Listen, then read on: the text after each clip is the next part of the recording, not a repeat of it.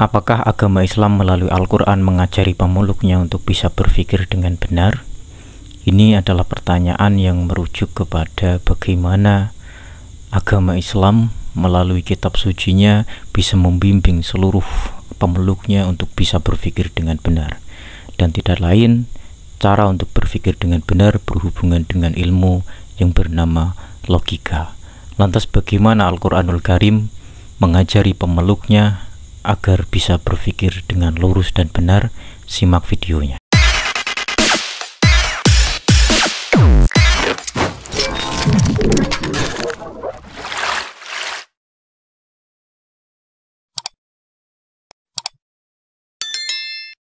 Sekitar 2 tahun yang lalu, saya sering mengkampanyekan tentang Al-Quran sebagai metode berpikir. Sebelumnya kita semua sudah tahu bahwa Al-Quran adalah sumber tekstual dari banyak hal, termasuk penggalian hukum dalam Islam.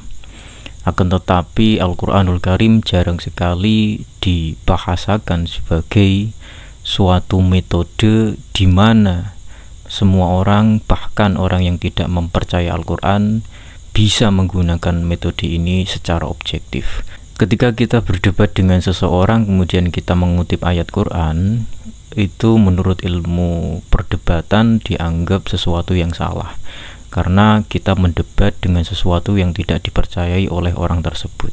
Sebenarnya menurut saya ini keliru. Pandangan ini menurut saya kurang tepat. Kenapa? Kita harus mendudukkan untuk pertama kali bahwa Al-Quran itu memuat metode dalam berpikir.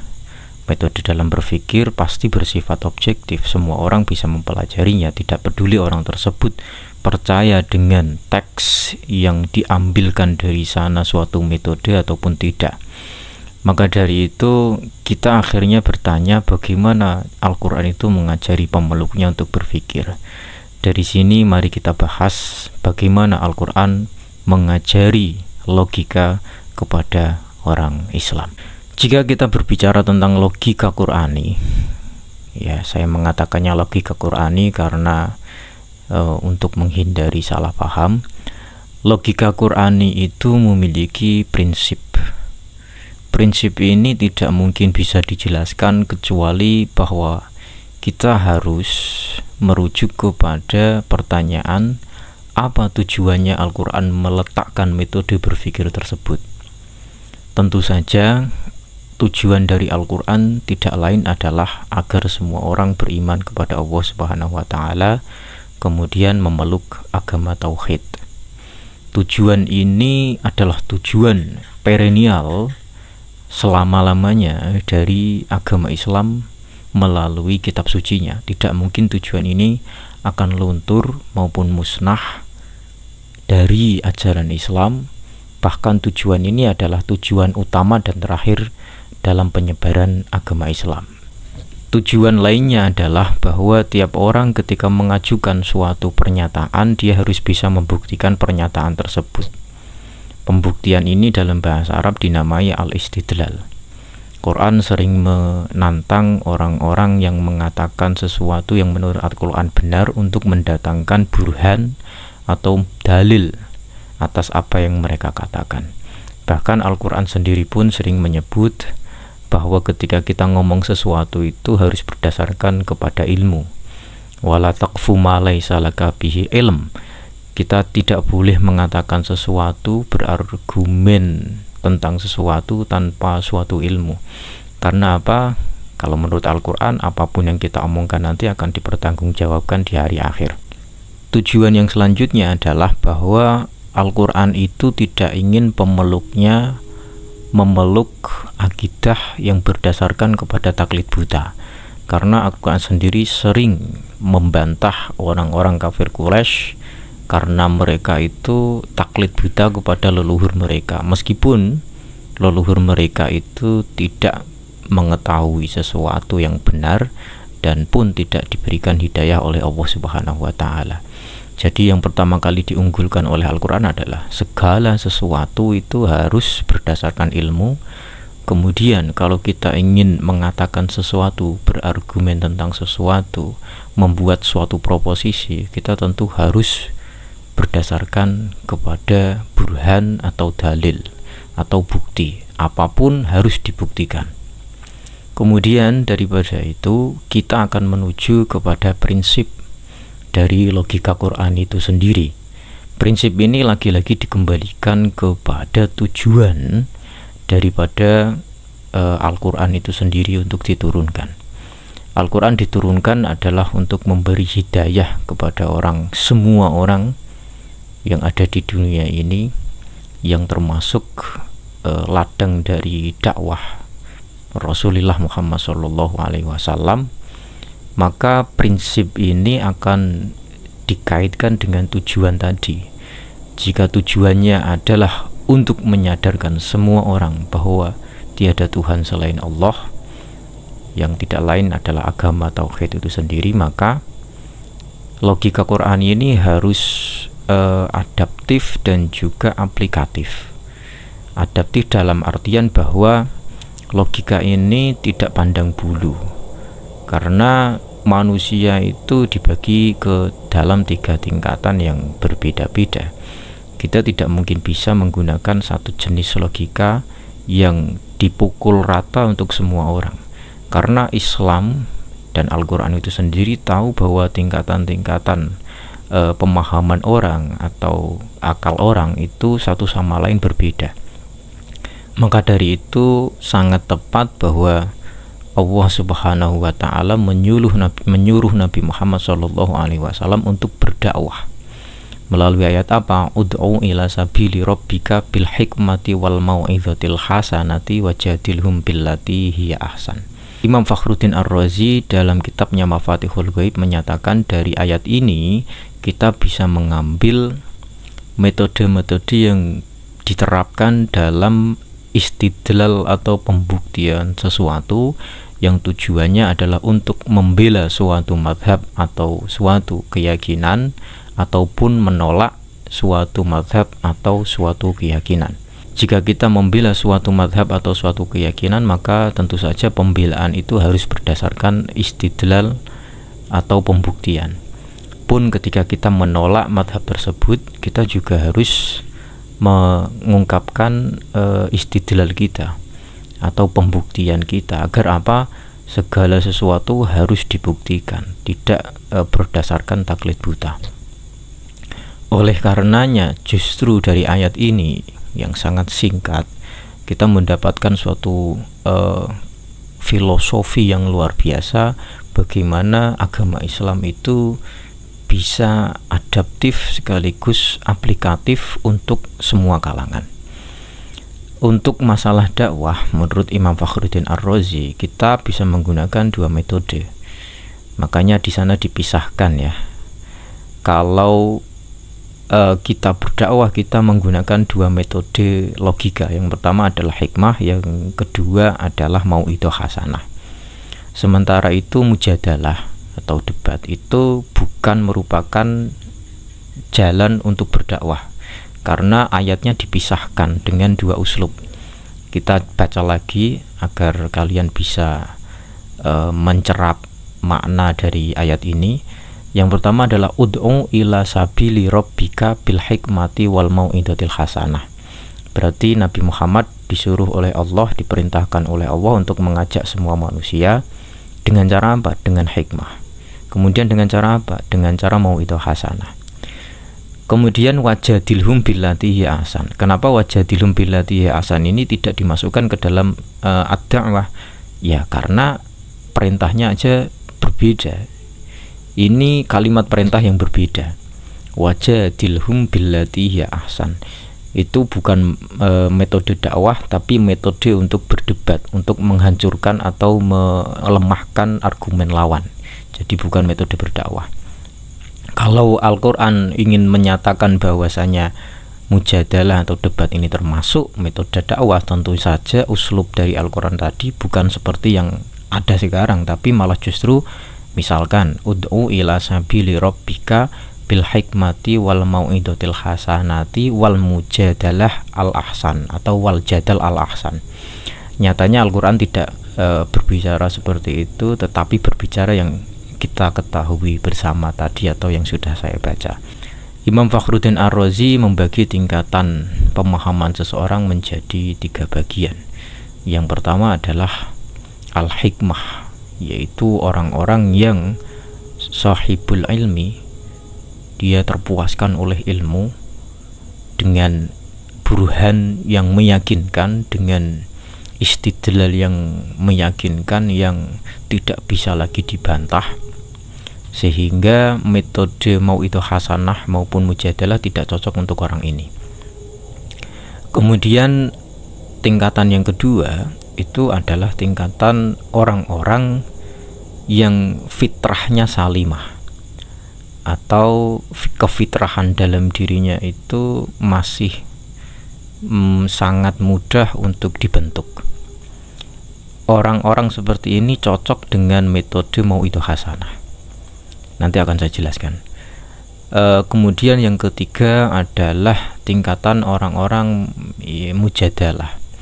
Menurut Imam Fakhruddin Ar-Razi, kita membandingkannya dari metode yang paling tinggi adalah hikmah. Hikmah itu untuk kalangan yang al-kamil, yang sempurna, karena berdasarkan pembuktian atau burhan yang sempurna. Tingkatan paling bawah itu adalah tingkatan al-mujadalah, orang yang berdebat hanya untuk memenangkan dirinya atau argumennya. Ini dikatakan sebagai kalangan nakis, atau kurang atau tidak sempurna. Di antara kedua kalangan ini adalah kalangan yang tadi dikatakan cocok untuk metode mau itu hasanah.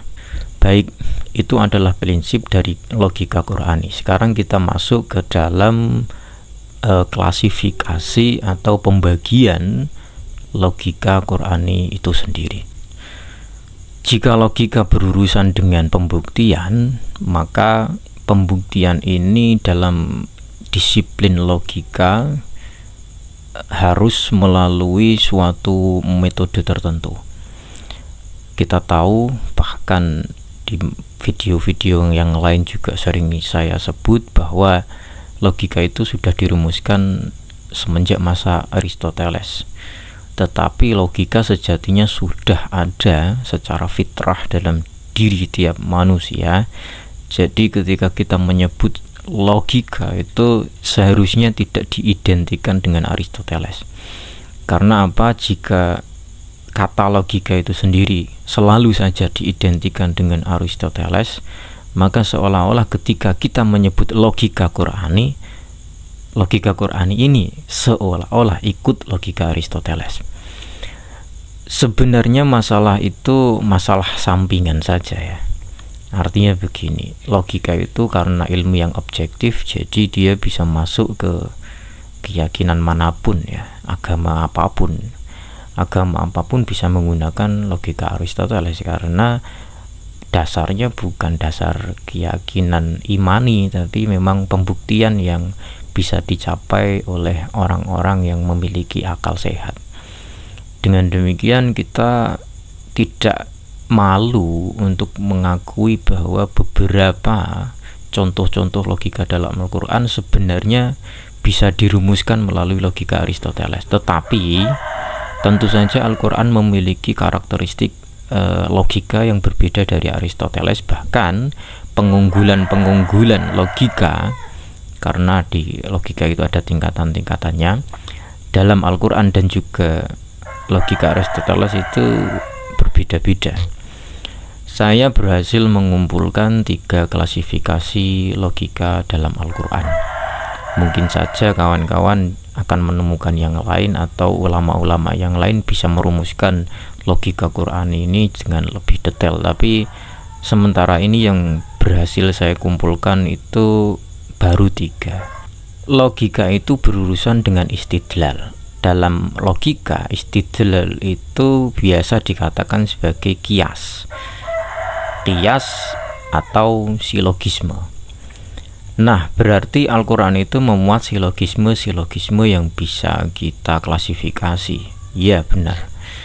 Dan klasifikasi itu seperti yang sudah saya katakan, saya baru bisa mengumpulkannya 3. Yang pertama, klasifikasi kiasnya atau silogismenya adalah bisa saya namai sebagai qiyasul khalfi. atau silogisme terbalik. Silogisme ini memiliki prinsip yang namanya istihalatut tanaqud atau prinsip non kontradiksi, bahwa kontradiksi itu mustahil aklan wa adatan wa haqiqatan. Jadi adanya dua hal yang bertentangan, kemungkinan adanya dua hal yang bertentangan itu mustahil secara akal, secara adat maupun secara hakiki, benar-benar di alam kenyataan. Tanakut itu apa? Tanakut adalah dua pertentangan yang tidak bisa didamaikan sama sekali. Contohnya adalah adanya sesuatu yang memiliki sifat yang bertentangan tidak bisa didamaikan. Contohnya qadim dan hadis. Jika Allah Subhanahu wa ta'ala itu qadim, zat yang dahulu, maka mustahil sekali Allah Subhanahu wa ta'ala itu bersifat hadis. Hadis itu berarti zat yang baru. Baru itu tidak ada kemudian ada, itu baru. Nah, kita tidak mungkin bisa membayangkan Allah Subhanahu wa ta'ala memiliki dua sifat ini sekaligus, yaitu qadim sekaligus hadis. Berarti dengan demikian kontradiksi itu mustahil. Maka dari itu qiyasul khalfi atau logika pertentangan ini harus dibangun dari prinsip yang namanya non kontradiksi. Lantas contohnya dalam Al-Quran itu apa? Sangat banyak contohnya dalam Al-Quran. Saya ingin menyebutkan beberapa saja. Al-Quran itu membantah orang-orang dari berbagai klaim. Orang-orang yang mengklaim banyak hal itu dibantah oleh Al-Quran. Pertama, misalkan ada orang yang tidak percaya dengan Allah Subhanahu wa ta'ala, kemudian dia mengatakan ya dunia ini tercipta dengan dirinya sendiri. Kalau dalam bahasa Al-Quran juga wa ma yuhlikuna illa dahr, tidak ada yang membuat kami rusak musnah itu ya kecuali waktu itu sendiri. Kemudian Al-Quran datang untuk membantah klaim-klaim ini. Misalkan Al-Quran itu menyebut am khuliqu min ghairi syai'in am humul khaliqun. Kita ada di dunia ini itu tidak tahu kenapa kita ada di dunia. Kita begitu saja dilahirkan oleh ibu kita, kemudian kita hidup.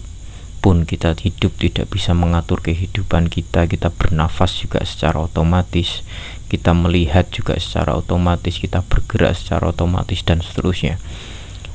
Jadi orang-orang yang tidak mengakui adanya Allah Subhanahu wa ta'ala sebagai pencipta itu dibantah oleh Allah melalui satu ayat yang sangat luar biasa. Jika seseorang tidak percaya dengan adanya Allah Subhanahu wa ta'ala, maka pertanyaannya adalah mereka itu pencipta bagi dirinya sendiri atau tidak? Tentu saja jawabannya berdasarkan kenyataan adalah tidak. Kita ada begitu saja di dunia ini. Kita tidak bisa menciptakan diri kita sendiri. Tentu saja harus ada zat yang menciptakan diri kita. Am khuliqu min ghairi syai'in am humul khaliqun. Kalau dia bukan pencipta, maka dia harus diciptakan. Kalau dia pencipta, maka dia tidak diciptakan. Ini berdasarkan prinsip non kontradiksi, bahwa manusia itu tidak mungkin tidak diciptakan, karena dia ada di dunia ini begitu saja. Berarti harus ada zat yang menciptakan. Kalau manusia itu diciptakan, berarti secara otomatis manusia bukan pencipta dirinya sendiri. Alam semesta pun demikian.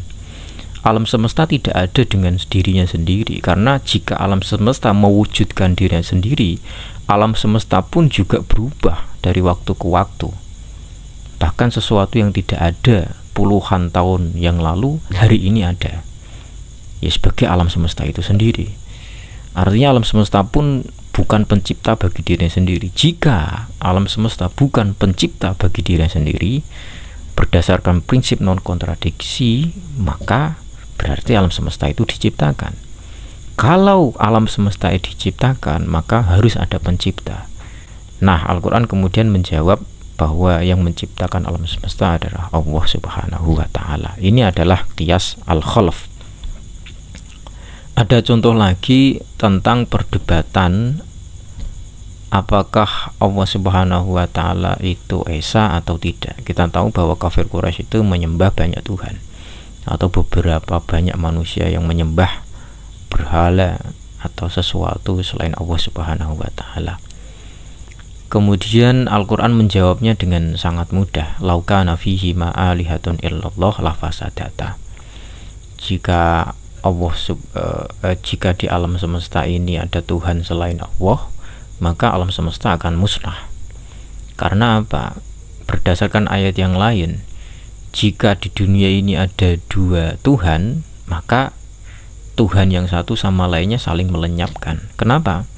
Karena dunianya satu. Dunia yang tercipta sekarang itu satu. Jika dunia yang tercipta itu satu, maka otomatis tidak ada dua Tuhan. Kenapa?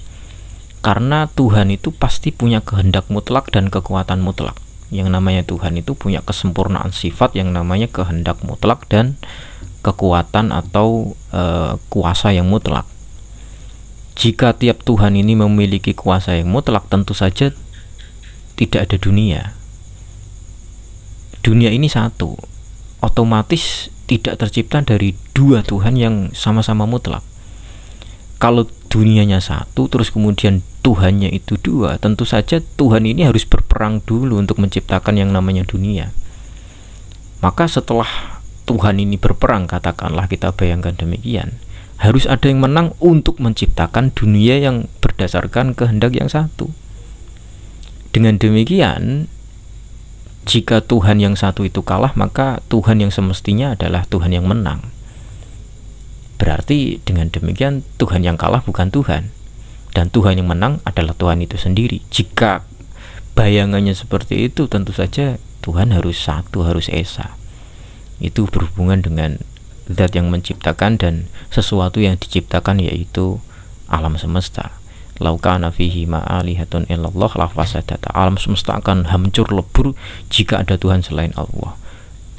Pun jika dunia itu satu dan memang sudah diciptakan, kemudian orang menganggap ada dua Tuhan yang menciptakan dunia yang satu ini atau tunggal ini, maka otomatis Tuhan dua atau lebih ini akan saling melenyapkan satu sama lain, sehingga tersisalah satu Tuhan dengan kuasa yang mutlak dan juga kehendak yang mutlak. Itu adalah bantahan-bantahan Al-Quran berdasarkan qiyasul khalfi atau silogisme terbalik. Apa tadi prinsipnya? Prinsipnya tidak lain adalah prinsip non-kontradiksi. Jika suatu hal itu sudah A, maka mustahil hal itu B, yang mana A ini bertentangan dengan B. Itu adalah qiyasul khalfi. Apa yang sudah dikatakan itu bertentangan dengan kemungkinan yang akan dikatakan tentang Allah Subhanahu wa Ta'ala. Jika Allah Subhanahu wa Ta'ala itu satu, maka mustahil Allah itu lebih dari satu. Kemudian qiyas yang kedua yang berhasil saya kumpulkan adalah qiyasut tamsil atau silogisme representasi atau analogis. Saya sering menyebut jenis logika ini ya, tapi ini khusus bagi Al-Quran, bahwasanya ketika Al-Quran menyatakan tentang qiyas ini atau logika ini, biasanya ditujukan kepada kalangan wasatoh yang tadi, yang cukup dengan mauidhah hasanah. Qiyas yang berdasarkan analogi ini dibangun dari muqaddimah musallamah atau masyhurah, yaitu suatu premis yang diterima oleh orang tersebut, orang yang diomongi tersebut, atau qiyas-qiyas yang sudah masyhur di antara orang-orang tersebut. Qiyas ini memang cocok sekali untuk orang-orang kalangan tadi yang cukup untuk mauidhah hasanah. Maka dengan demikian qiyas ini itu ingin berbicara kepada orang yang fitrahnya masih salim. Ketika kita berbicara fitrah, berarti orang-orang yang tidak terlalu terkontaminasi oleh ilmu pengetahuan. Maksudnya begini, ilmu pengetahuan itu bagaimanapun adalah suatu kaidah yang dirumuskan untuk dipelajari oleh orang-orang. Sementara itu banyak sekali orang yang tidak bisa mengakses ilmu-ilmu ini. Tetapi meskipun demikian mereka tetap bisa berpikir dengan benar tanpa ilmu-ilmu ini. Inilah yang dinamakan fitrah. Mereka itu memiliki fitrah yang tanpa dibumbui dengan kaidah-kaidah keilmuan mereka pun bisa menerima. Ini sering saya singgung dalam video-video yang lain. Contoh dari silogisme ini bisa kita temukan dalam surat Yasin ya.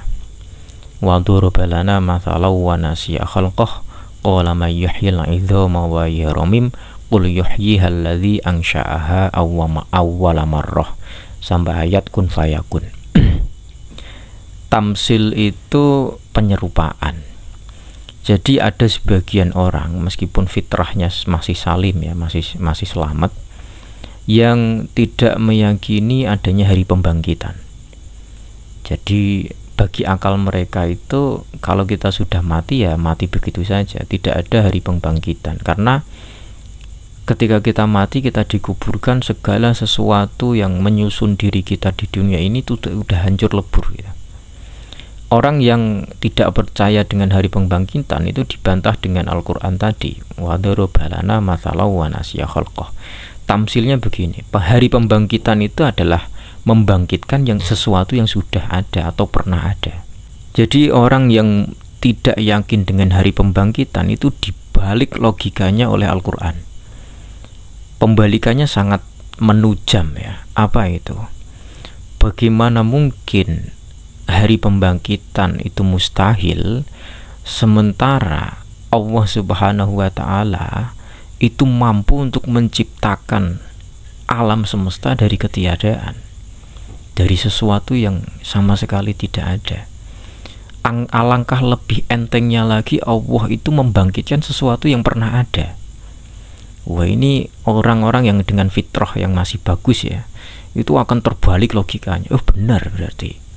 Misalkan kita tidak percaya dengan hari pembangkitan tapi kita masih mungkin untuk menerima akal sehat, atau kita mungkin berpikir dengan sehat, kita langsung terbalik logikanya.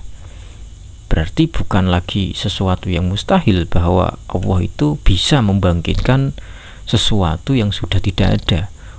Toh juga Allah bisa menciptakan sesuatu dari ketiadaan. Misalkan kita manusia itu diciptakan ya dari ketiadaan, maksudnya dari sesuatu yang tidak ada kemudian ada. Setelah kita ada di dunia ini kita mati kita itu sudah lebur, hancur semua badan kita. Kemudian suatu saat nanti di hari kiamat kita dibangkitkan lagi. Alangkah lebih mudah membangkitkan atau menciptakan sesuatu yang sudah ada daripada menciptakan sesuatu yang belum ada. Dan Allah itu bisa menciptakan sesuatu ya dari ketiadaan, maka begitu mudahnya Allah membangkitkan atau menciptakan sesuatu yang tidak ada, yang sudah ada. Itu adalah logika tamsil ya, atau logika representasi, atau logika yang analogis ya. Analoginya tadi ya, dua hal itu diperbandingkan, diserupakan antara penciptaan setelah ada dan penciptaan setelah ketiadaan. Itu disamakan atau diperbandingkan. Dengan demikian orang yang bisa berpikir dengan sehat akan langsung percaya dengan argumentasi Al-Quran itu sendiri. Dan ini cocok untuk orang-orang dengan kalangan mauidhah hasanah. Karena apa? Muqaddimahnya itu masyhurah. Muqaddimahnya itu sudah diterima oleh orang-orang tadi.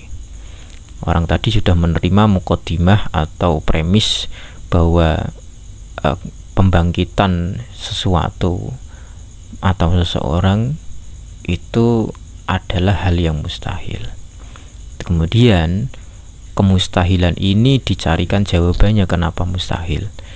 Ya karena sesuatu yang tidak ada itu mustahil ada lagi.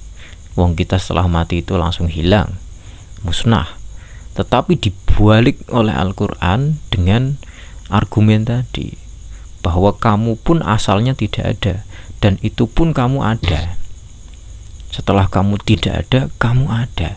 Maka alangkah mudah setelah kamu ada kemudian tiada untuk diadakan lagi. Nah, ini logikanya khusus atau bisa diterima oleh orang kalangan menengah atau yang cocok untuk metode mauidhah hasanah. Silogisme ketiga yang bisa saya simpulkan adalah qiyasul idmar, kias tersembunyi. Jadi sebenarnya ketika Al-Quran itu menyampaikan suatu klaim, suatu pembuktian, itu tidak harus berupa muqaddimah ya, tidak harus berupa premis bagaimana dalam logika Aristoteles, karena natijah dari pernyataan ini sudah langsung bisa dipahami tanpa premis. Ya sebenarnya sih logika Aristoteles ya, misalkan semua orang mati, Socrates adalah orang, atau semua manusia itu mati, Socrates adalah manusia. Sebenarnya tanpa premis yang minor, natijahnya sudah diketahui. Premis mayornya apa? Setiap manusia itu mati. Ya kalau Socrates itu manusia, otomatis Socrates itu mati. Jadi tanpa premis minor pun sebenarnya sudah bisa diketahui natijah atau hasilnya kan. Nah, Al-Quran itu ketika menyatakan tentang klaim-klaimnya, membuktikan sesuatu, itu sebenarnya natijahnya sudah langsung diketahui. Nah, natijah yang sudah diketahui ini tidak harus diungkapkan oleh Al-Quran, karena Al-Quran itu jawami'ul kalim, jadi kalimatnya pendek tetapi maknanya begitu luas. Al-Quran menjaga untuk tidak itnab, terlalu panjang. Al-Quran itu menggunakan kalimat yang ijaz. Ijaz itu pendek tapi maknanya begitu dalam. Itu saya contohkan dari dua peristiwa atau dua konteks ya. Konteks yang pertama, Al-Quran itu membantah kaum Nasrani yang menuhankan Nabi Isa alaihi salam, atau menganggap Nabi Isa adalah anak Tuhan. Allah Subhanahu wa ta'ala dalam Al-Quran bersabda, inna masala Isa indallahi kamasali Adam. Permisalan antara Nabi Isa itu seperti halnya Nabi Adam. Maksudnya apa? Mereka berdua diciptakan oleh Allah Subhanahu wa ta'ala tanpa orang tua laki-laki atau tanpa ayah. Nabi Adam diciptakan tanpa orang tua laki-laki, Nabi Isa diciptakan tanpa orang tua laki-laki. Ini kan sama. Terus kemudian orang-orang yang menganggap bahwasanya Nabi Isa itu adalah anak Tuhan, seharusnya itu jika dia tahu tentang penciptaan dan hakikat Adam, siapakah yang lebih hak atau lebih berhak untuk dikatakan anak Tuhan? Tentu saja yang lebih berhak justru Nabi Adam. Kenapa? Karena Nabi Adam bahkan diciptakan oleh Allah tanpa ibu. Kalau Nabi Isa kan masih dilahirkan oleh Bunda Maria atau Siti Maryam kan? Iya, tentu saja. Nabi Adam ini diciptakan oleh Allah Subhanahu wa ta'ala justru tanpa ayah plus tanpa ibu. Sementara Nabi Isa diciptakan oleh Allah hanya tanpa ayah, tapi masih dengan ibu. Orang-orang Nasrani yang menganggap Nabi Isa ini anak Tuhan seharusnya berkaca dengan Nabi Adam. Siapa yang lebih berhak dikatakan anak Tuhan daripada Nabi Adam? Nabi Isa atau Nabi Adam yang lebih berhak dikatakan anak Tuhan? Tentu saja daripada Nabi Isa. Justru lebih berhak Nabi Adam. Toh dengan demikian Allah Subhanahu wa ta'ala tidak pernah mengatakan bahwasanya Adam itu anaknya Allah. Maka keyakinan orang-orang Nasrani tentang bahwasanya Nabi Isa itu adalah anak Tuhan terbantahkan oleh fakta bahwasanya Nabi Adam pun oleh mereka orang-orang Nasrani tidak dianggap anak Tuhan, padahal lahir tanpa ayah dan ibu. Toh juga yang kedua, Allah Subhanahu wa Ta'ala tidak pernah mendeklarasikan diri bahwasanya Nabi Adam itu adalah anaknya, yaitu anak Allah Subhanahu wa Ta'ala. Tentu dengan demikian dari satu kalimat itu saja, inna masalah Isa indallahi kamasali Adam, sudah langsung bisa ditarik natijah atau kesimpulan tentang apa yang dibantahkan atau diungkapkan oleh Al-Quran tersebut tanpa melalui premis-premis bagaimana dalam logika Aristoteles. Premis mayor, premis minor, kemudian natijah. Tidak harus seperti itu sudah terpahamkan. Lah, ini yang dinamakan dengan qiyasul idmar atau silogisme tersembunyi. Tanpa dikatakan pun, silogismenya itu sebenarnya runut. Ya tadi, runutannya seperti yang sudah saya sebutkan. Kemudian saya mencontohkan qiyasul idmar ini. Yang kedua adalah dalam konteks perdebatan antara Nabi Musa alaihissalam dengan Raja Fir'aun. Jadi kita tahu bahwasanya Fir'aun itu mengaku Tuhan di antara kaumnya, sehingga kaumnya itu akhirnya menuhankan Fir'aun, dan Nabi Musa diutus untuk berdakwah kepada Fir'aun plus kaumnya. Kemudian Al-Quran menceritakan tentang perdebatan mujadalah ini konteksnya memang mujadalah dari tadi, karena logika ini sangat cocok untuk konteks mujadalah. Memang ifsoh itu untuk melemahkan argumentasi dari lawan. Tadi ketika Al-Quran menyinggung tentang Nasrani, ya Al-Quran melemahkan argumentasi Nasrani dengan cara yang sudah saya sebutkan. Begitu juga dengan ini, ketika Al-Quran menceritakan tentang perdebatan Nabi Musa dengan Fir'aun, ya Al-Quran melemahkan argumennya Fir'aun bahwa Fir'aun itu Tuhan. Fir'aun kan mengaku Tuhan. Kemudian Allah Subhanahu wa Ta'ala itu memerintahkan Nabi Musa untuk memerangi argumentasi Fir'aun yang mengaku Tuhan tersebut. Jawaban Al-Quran itu sangat menohok.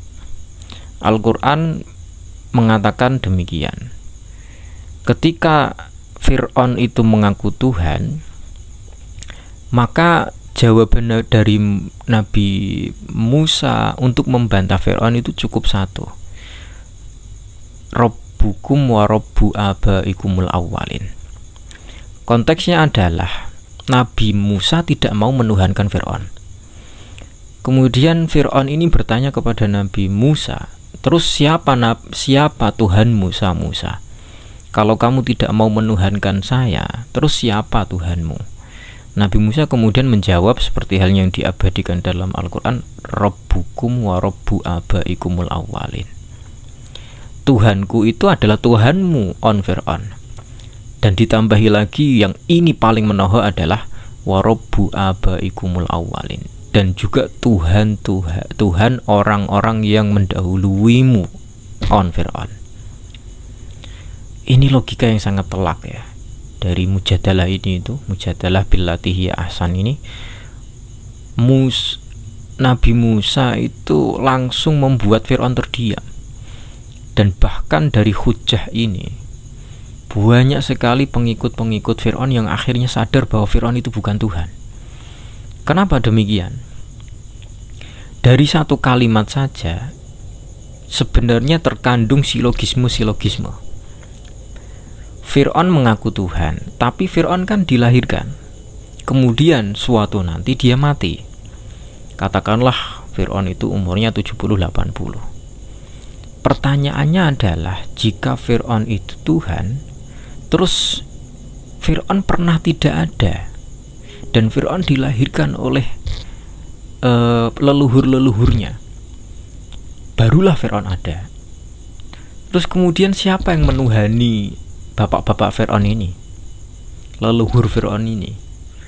Tentu saja bukan Fir'aun yang baru lahir kan? Iya, harusnya bukan Fir'aun yang baru lahir, karena kalau Fir'aun itu ngaku Tuhan, otomatis ayah atau leluhur Fir'aun ini tidak memiliki Tuhan dong. Padahal gambaran Tuhan itu dia harus ada kapanpun, dia bersifat azali dan abadi. Tuhan itu harus qadim sekaligus abadi selama-lamanya, selalu ada. Sementara Fir'aun yang mengaku Tuhan, dia pernah tidak ada dan akhirnya nanti tidak ada lagi. Maka dengan demikian sebenarnya dari kalimat Rabbukum wa Rabbu abaikumul awwalin memuat yang namanya silogisme idmar. Jika kita mau menyilogismekan ayat ini, itu kita bisa memakai premis mayor, premis minor, kemudian natijah. Contohnya begini. Premis mayor, Tuhan itu adalah zat yang selalu ada. Kemudian premis minornya, Fir'aun itu pernah dilahirkan dan akan mati, atau Fir'aun itu tidak ada selamanya. Kira-kira natijahnya apa? Ya natijahnya Fir'aun bukan Tuhan kan? Ya karena premis mayornya adalah Tuhan adalah zat yang selamanya ada. Fir'aun tidak selamanya ada, maka Fir'aun bukan Tuhan. Itu diambil dari apa? Rabbukum wa Rabbu abaikumul awwalin. Jadi dari ayat ini pun sudah memuat yang namanya silogisme. Tetapi silogismenya itu tersembunyi atau kita namakan sebagai qiyasul idmar. Nah, itulah apa yang ingin saya katakan dalam video ini, yang tidak lain memuara kepada konklusi bahwasanya Al-Quran itu selain sebagai sumber tekstualis, dia juga menjadi sumber metode dalam berpikir. Jadi PR untuk kita sebagai pengkaji Islam itu adalah menemukan metode-metode berpikir ilmiah yang lain dari Al-Quran, sehingga Al-Quran itu ketika dikutip tidak hanya cocok untuk orang Islam, tapi justru cocok dan masuk akal untuk seluruh umat manusia. Itu adalah PR bagi para pengkaji Islam dan Al-Quran. Dan saya yakin jika kita mau menggali apapun yang ada dalam Al-Quran sesuai dengan keilmuan yang sudah diwariskan oleh ulama-ulama terdahulu, kita akan menemukan kanzun mahfiyun atau harta karun yang tersembunyi, yang tak terbatas dari Al-Quran, sehingga dengan demikian kita bisa memperkaya khazanah pemikiran Islam yang berdasarkan kepada metode-metode objektif dan sekaligus sebagai hidayah atau rahmat kepada sekalian alam semesta.